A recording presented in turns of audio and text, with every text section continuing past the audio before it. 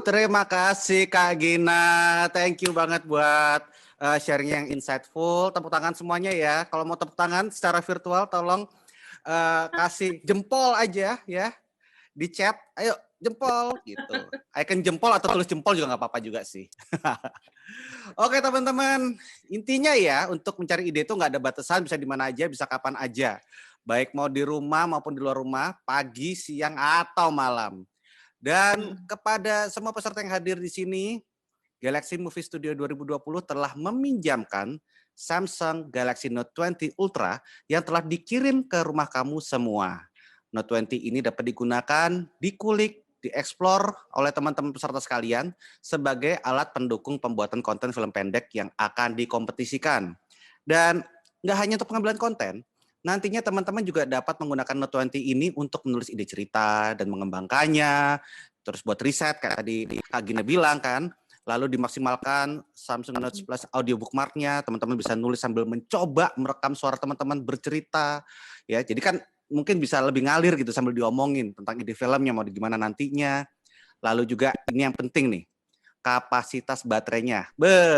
Ini mumpuni banget buat kalian yang pengen mengembangkan diri dan mengeksplor kreativitas kalian kapanpun dan dimanapun setiap hari.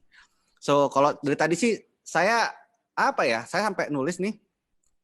Yang penting di sini adalah development cerita, apapun medianya yang gue suka ini. Apapun medianya, derajatnya sama. Dan sebagai pencerita harus paham kenapa kita milih cerita tersebut, apa yang harus dan sedang ditanyakan, lalu harus bisa sadar logika mediumnya, dan yang paling penting adalah, kalau buat saya ya, bikin penasaran. Ini key take away sebenarnya juga sambil saya ambil sebagai pelajaran juga nih Gina. Karena sumpah ya, lu itu adalah seorang penulis cerita yang sangat-sangat berkembang dari waktu ke waktu. Ada pertumbuhan sangat signifikan, terutama di belakangan ini ketika lo sudah menulis dan memproduksi bahkan menyutradari cerita lo sendiri gitu. Nah, teman-teman tolong tanya ya, silakan tanya ke Gina sekarang, tulis aja pertanyaan kalian karena kita punya waktu 15 menit. Kalau kalian tidak nanya-nanya, saya yang akan tanya ke Gina dan saya akan dapat ilmunya dan saya yang akan beruntung. Rugi lo kalau nggak nanya. Gina, aku mau nanya. Sekalian juga mancing nih. Padahal dulu gue tuh pertama kali tertarik bikin film tuh gara-gara film pendek lo, Dennis. Ya, lu jangan gitu. Tapi tetap aja gitu loh. yang fokus, yang persisten itu kamu gitu loh. Dan setiap karya lo itu gue ngeliat juga ada banyak sekali perkembangan. Nah, tadi kan sebenarnya lebih ke semacam intro kalau gue lihat ya, gitu. Nah, boleh kamu share nggak 3 judul buku penulisan naskah yang wajib dibaca buat teman-teman di sini. Judulnya apa sehingga mereka bisa mencari? Oke. Pertama kalau mau basic dan bahasa Indonesia, itu ada buku kelas skenario. Ini bukan karena laki gue yang nulis ya. Iya. Sama Arif Ashidik. Tapi itu ada salah satu buku yang ngomongnya soal karakter, kemudian 8 sequence, dan dalam bahasa Indonesia, dan bentuknya itu adalah workbook. Jadi bisa langsung dipraktekkan. Kita membimbing kalian untuk mempraktekkan. Dan salah satu buku yang seandainya gue sedang nulis skenario, itu tuh masih suka gue buka, Dennis, untuk ngelihat apa sih yang mau gue ceritakan. Persis, sama. Oke, makasih. Iya, gue waktu itu sampai beli 15, gue kasih ke semua anak kantor gue. Oke. Thank you. Oke. Kemudian ada buku screenwriting, ini buku klasik banget, Sieldfield yang nulis. Ini tuh lebih, bedanya dengan buku sebelumnya, ini tuh lebih, ini buku babon lah, screenwriting by Sieldfield, sama story-nya Robert McKee. Ini buku yang di beberapa titik lebih filosofikal ketika ngomongin kenapa sih cerita itu 3 babak atau apa yang harus ada di sebuah cerita. Terus yang kemudian yang ketiga, mungkin Paul Guglielmo ngomongin sequence, itu salah satu 3 buku itu. Paul Guglielmo, sequence. Paul Guglielmo, soal sequence. Tapi sebenarnya sekarang gue itu tuh suka banget buka YouTube dan di sana tuh ada banyak sekali video esai ngomongin soal skenario, Lesson from the Screenplay, nama channelnya. Terus kemudian ada lagi banyaklah soal directing, bahkan soal development cerita. Terus ada 8 metode cerita yang perlu kita kuasai, itu semua ada di YouTube. Jadi benar-benar jendela dunia lah internet gitu. Yang membedakan dari angkatan Dennis, angkatan gue dulu tuh kita tuh ya tahun 2002-an, awal 2000-an tuh masih struggling banget untuk cari cara bikin film ya Dennis ya gitu. Sangat. Makanya harus ke perpustakaan atau harus pinjem bukunya teman, itu pun kalau mau dipinjemin. Jangan fotokopi ya teman-teman ya. Kami jangan ditiru karena sekarang aksesnya sudah gampang. Gitu. Nah, kalau sekarang kadang akses yang gampang dengan e-book bisa di mana aja gitu belinya. Dan itu sih yang gue luar biasa di YouTube tuh, semua orang bisa sharing ilmunya dan di situ gue belajar banyak setiap saat sih. Oke, ya jadi kalau misalkan kalian mungkin masih menunggu bukunya dikirim ke rumah kalian, kan ceritanya legal nih gitu.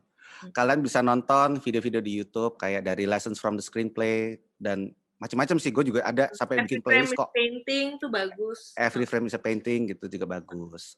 Nah, ayo teman-teman. Ada 2 pertanyaan nih. Ya, tulis pertanyaan kalian, jangan lupa nama. Nah, ini pertama nih. Dari Rezi GMS. Halo Kak Gina. Salam buat kucing-kucingnya. Oh enggak sih. Dalam brainstorming untuk menyesuaikan kemauan ide kita sendiri sama kelompok tuh bagaimana ya mengkomunikasikannya? Oke, jadi ini mungkin si Rezi ini dia bekerja dalam kelompok, terus dia punya ide dan dia kayaknya dia pede nih, ide dia paling bagus di antara teman-teman yang lain. Gimana caranya dia bisa mengkomunikasikan ide tersebut ke teman-temannya tanpa harus saling mungkin ada friksi ego gitu. Oke. Yang paling penting adalah itu sih namanya kesepakatan bersama itu gitu. Maksudnya pada akhirnya nomor 1 biasanya kita tuh berusaha untuk sepakat semua yang terlibat dalam development itu tuh paham teknisnya bagaimana. Jadi makanya tuh gue tuh penting banget untuk tadi menuliskan pertanyaan-pertanyaannya apa aja yang perlu dibahas, sekitar 2 halaman itu sebenarnya pertanyaan yang terus-menerus ditanyakan ketika development gitu. Jadi ketika kita membangun argumen atas opini kita, atas pendapat kita atau ide kita, maka kita akan melihatnya ke dalam pertanyaan itu. Apakah itu kita sedang sebenarnya membicarakan motivasi, ataukah kita sedang membicarakan, caranya kurang menarik, atau misalnya kita ngerasa kurang tajam nih adegannya. Nah, ketika kita semua punya pemahaman teknis atau minimal juklaknya lah daftar pertanyaannya itu, maka kita akan meminimalisir konflik. Nah, dan kita juga akan menajamkan sebenarnya apa sih yang ingin kita bicarakan gitu. Jadi bukan sekedar selera gue ini lebih bagus daripada lo gitu, atau enggak, pokoknya ide gue yang paling bagus gitu. Itu dari pengalaman gue sekalipun gitu. Maksudnya yang namanya brainstorming itu emang bakal banyak potensi konflik dan bahkan berkonflik gitu. Itu tuh malah akan bikin kita berantem, ngotot-ngototan gitu. Nah, sama yang kedua yang harus diingat bahwa it's not about you, it's all about the story. Jadi akhirnya itu adalah kita harus menjadi support system satu sama lain untuk kira-kira ketika misalnya ada orang mengeluarkan ide, jangan langsung dibunuh saat itu juga, tapi bantu dia untuk mengartikulasikan idenya. Nah, itu gimana tuh? Coba mengartikulasikan ide lebih baik gitu, ya. Itu gimana tuh? Maaf tadi agak kepotong, sorry. Itu gimana tuh cara merespon supaya tidak seakan-akan mematahkan pendapat orang lain atau pendapat teman? Oke, nah misalnya kita tiba-tiba teman kita mau mengubah premisnya nih, padahal kita udah punya bayangan nih bahwa ini ada karakter yang sangat tapi hambatannya adalah tiba-tiba ada monster truk di tengah itu semua gitu. Wah, oke, keren nih, pasti yakin banget nih monster truck nih keren banget. Gue tuh jenis banget lah nih Transformer campur Pokemon gitu. Lah bayang kayak gitu. Terus tiba-tiba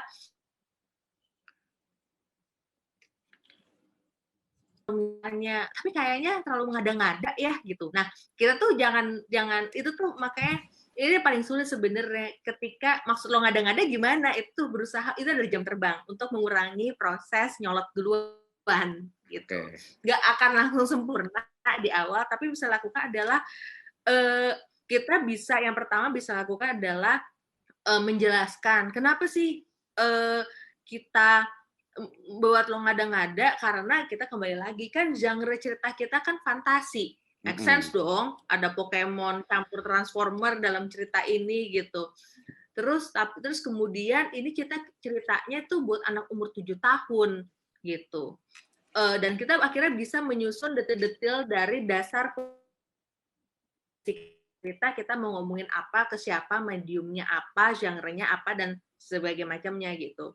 Nah, tapi temen kita ternyata punya argumen lain lagi gitu. Iya, nah argumennya dia itu tuh nggak bisa tuh sekedar nggak bilang nggak believable, tapi misalnya tapi kan kita mau bicara ke anak-anak yang nggak nonton Transformer nih, menurut mereka akan relate nggak ya mereka? Nah, ketika kita bicara dengan soal relate, maka kita akan ada dua opsi gitu. Apakah kita mau emang menawarkan sesuatu yang baru, atau relate-nya tuh bisa dibongkar lagi gitu. Apakah relate-nya itu kita mau riset apa sih yang relate buat anak-anak zaman sekarang, atau lebih esensial lagi relate buat anak 7 tahunnya, jangan-jangan perlu diulik bahwa anak umur 7 tahun itu tuh harusnya tuh biasanya masalahnya itu adalah bersaing sama saudaranya. Iya juga. Caranya itu akan kembali lagi gitu, mana cara yang akan paling maksimal untuk memperlihatkan persaingan antar saudara di usia 7 tahun gitu. Apakah dengan Transformer itu, atau ada cara bentuk yang lain gitu. Yeah. Apakah peri atau Totoro atau apa gitu. Peri. Oke, kebetulan juga di dalam diskusi kita kali ini, kalau misalkan teman-teman mau nanya tentang Samsung Note 20 kalian yang sudah dipinjamkan oleh Samsung, kita sudah ada Mas Taufik dari Samsung. Halo Mas Taufik. Halo Mas Taufik, apa kabar? Ini sudah ada Mas Taufik Furkan. Mungkin bisa say hi, Mas Taufiknya. Itu ada Mas Taufik Furkan. Jadi kalau misalkan kalian mau tanya-tanya tentang fitur-fitur yang secara teknis juga boleh, mumpung ada ahlinya juga di sini dari Samsung. So, kita sudah masuk pertanyaan lagi. Ini ada Hasna.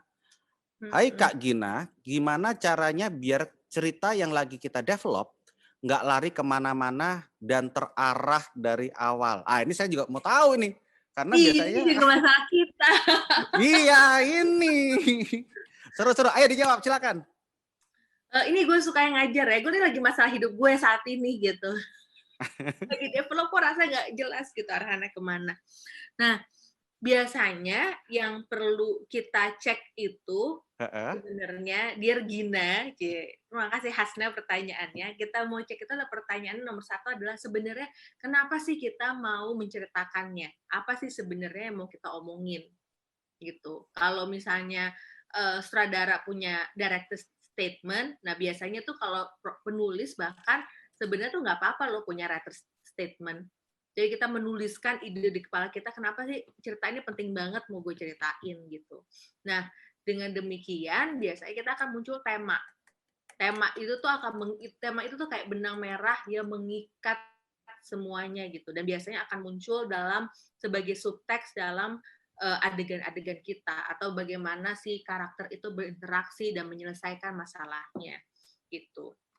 Nah, setelah kita udah punya kenapa alasannya, kemudian tema, nah kemudian kita akan lanjut lagi ke premis. Premis ini adalah kalimat sakti yang akan menjadi fondasi kita, pegangan untuk dari film 1 menit sampai serial yang 100 season gitu. Nah, biasanya tuh ini tuh kunciannya gitu. Karakter inginnya apa sih? Sebenarnya dia pengen ngapain?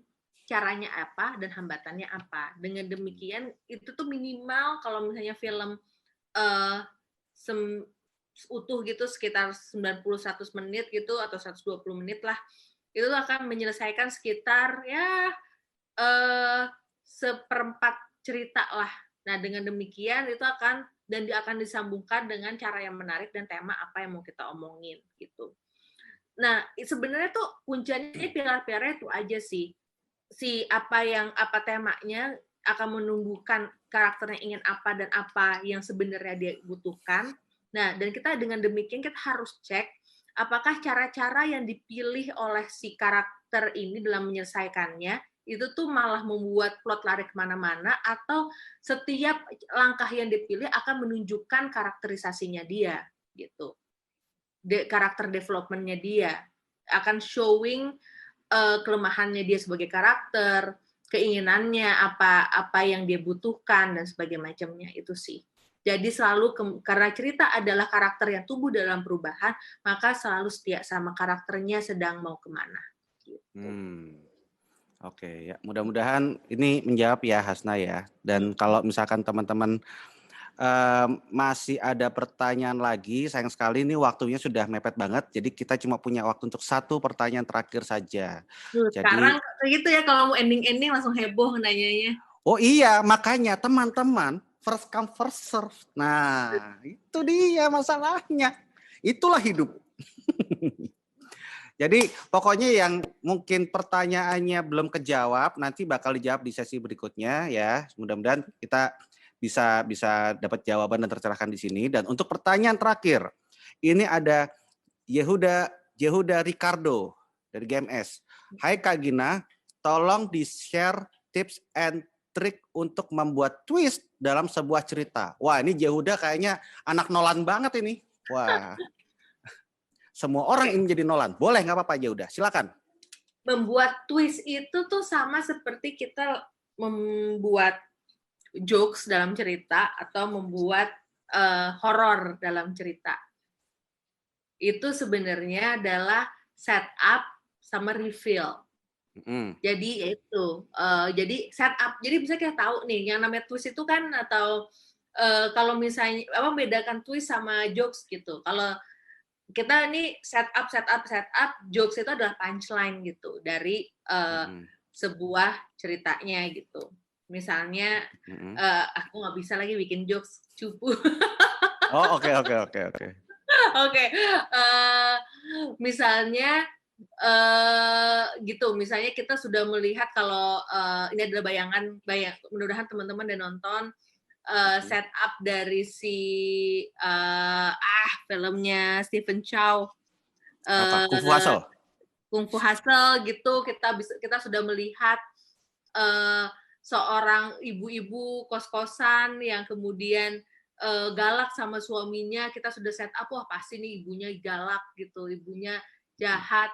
Terus kemudian ternyata reveal sekaligus jokes-nya adalah ternyata ibunya adalah jagoannya gitu. Nah, tapi ketika kita tahu itu adalah puncak dari si adegannya, maka setup-nya itu harus ditujukan seakan-akan arahnya ke A. Padahal kita mengubah itu jadi B atau membuat A yang lebih lucu lagi gitu. Nah, itu gunanya si setup. Jadi yang namanya twist ataupun apapun punchline atau jump scare atau apapun itu adalah matters of setup gitu. Seandainya lo mau bikin bahwa twistnya adalah si X gitu. Nah, maka untuk kita harus membangun logika yang clear seakan-akan ini sebenarnya maunya ke Y. Nah, tuk kita bangun gitu detail demi detail sampai, tapi di sisi satu lagi gitu kita harus membuat petunjuk untuk sebenarnya kalau dipikir-pikir X itu tuh masuk akal sih, kan ada petunjuk, ada planting informasi dalam setup itu gitu. Itu namanya membangun twist gitu. Jadi bukan sekedar tiba-tiba wah ternyata dia sudah meninggal gitu, enggak, atau ternyata ini hanya mimpi, itu bukan twist, itu malas. Itu malas ya itu ya. Jadi yang membedakan pemalas sama twist adalah kerajinan dia membangun setup ceritanya. Betul, gitu. Terutama pada saat dia planting information atau menanam clue ya, menanam informasi kecil demi kecil di scene-scene sebelum big reveal-nya gitu. Emang udah kayak pesulap ya pencerita itu ya. Ya tapi kan sebenarnya ya George Méliès gitu, Trip to the Moon yang mengeksplorasi film menjadi dari Lumiere dulu cuma ngerekam kereta, terus kemudian ada George gitu yang bikin George Melia yang bikin Trip to the Moon, Mm-mm. ya kan sebenarnya dia juga pesulap. Betul, gitu. Jadi ya kita adalah pesulap sebenarnya filmmaker itu. Gitu. Iya, dan jarang-jarang ada filmmaker ya mau sharing rahasia karena memang kita belajarnya dari pesulap. So terima kasih buat Kak Gina, tepuk tangan dulu semuanya. Terima kasih semua, semoga cukup. Thank you. Ya, dan mungkin dari Mas Taufik di Samsung ada tambahan-tambahan yang pengen disampaikan, mungkin penyemangat atau apa gitu, Mas Taufik? Menarik banget ya ceritanya dari Kak Gina dan gimana caranya buat nge-build story. Nah mungkin dengan adanya device yang sekarang udah teman-teman pegang mungkin bisa banget membantu gitu. Oh ya, halo selamat siang, saya Taufik. Jadi banyak banget fitur di Note 20 Ultra yang mungkin bisa teman-teman gunakan atau maksimalkan ketika bikin cerita seperti yang tadi udah di-sharing sama Kak Gina, terutama misalnya kayak Samsung Notes gitu ya. Dengan Samsung Notes bisa bikin cerita langsung dan nggak usah khawatir nanti sharingnya gimana ke teman-teman yang lainnya.